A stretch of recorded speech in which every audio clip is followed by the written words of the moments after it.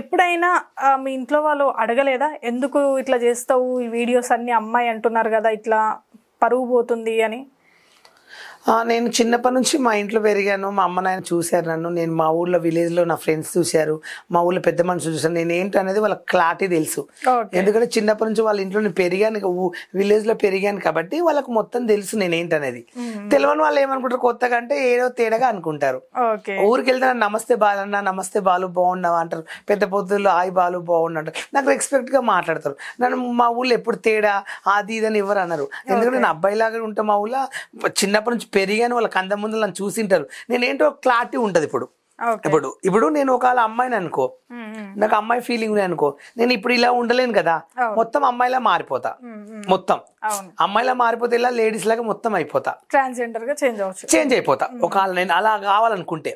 ఇప్పుడు నేను ఇలా ఉన్నానంటే అర్థమైంది, అబ్బాయిలాగా ఉండాలి కాబట్టి ఇలా ఉన్నా.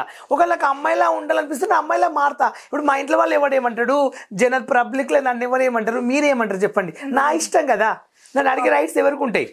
పోనీ